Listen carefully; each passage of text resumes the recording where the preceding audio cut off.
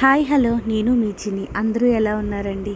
ఈరోజైతే నేను మరొక ఈజీ రెసిపీతో మీ ముందుకు వచ్చేసాను. అదే వాము అన్నం. వామన్నం ఏంటా ఎలా చేస్తారా అనుకుంటున్నారు కదా. చాలా ఈజీ అండి. ఫస్ట్ ఒక పాన్లో ఆయిల్ వేసి వేడెక్కిన తర్వాత కొంచెం జీలకర్ర, ఎండుమిరపకాయలు, అలాగే కరివేపాకు, కొంచెం జీడిపప్పు. మీకు పచ్చిమిరపకాయలు కావాలి అనుకుంటే కొంచెం ఎండుమిరపకాయలు తగ్గించి పచ్చిమిరపకాయలు కూడా యాడ్ చేసుకోండి. సో ఇలా వేసుకున్న తర్వాత ఫైనల్గా 2 స్పూన్లు వాము వేసుకొని అది కూడా చక్కగా ఆయిల్లో మంచి కలర్ వచ్చేంత వరకు ఫ్రై చేసుకోండి. ఇలా ఫ్రై అయిన తర్వాత వేడిగా అప్పుడే వండుకున్న రైస్ని మీకు కావాల్సినంత క్వాంటిటీ, అంటే మీ ఇంట్లో ఎంతమంది అయితే తింటున్నారో వాళ్ళంతటికీ సరిపడంత రైస్ చూసుకొని వేసుకొని ఫైనల్గా కొంచెం ఉప్పు అయితే వేసేసుకొని కలుపుకోవాలి. చాలా ఈజీగా త్వరగా అయిపోద్ది. అండ్ ఇది ఒక లంచ్ బాక్స్ రెసిపీ కూడా అండి.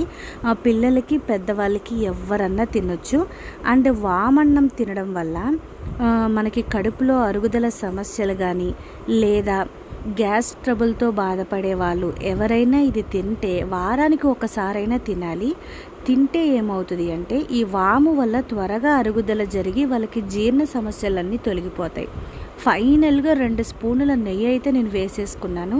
చక్కగా వేడి వేడిగా మధ్య మధ్యలో ఆ జీడిపప్పు పలుకులు తగులుతూ తింటూ ఉంటే టేస్ట్ అమృతంలా ఉంటుంది. నాకైతే ఈ రైస్ చాలా ఇష్టం. ఒకసారి నేను చెప్పినట్టు ట్రై చేసి చూడండి, చాలా బాగుంటుంది.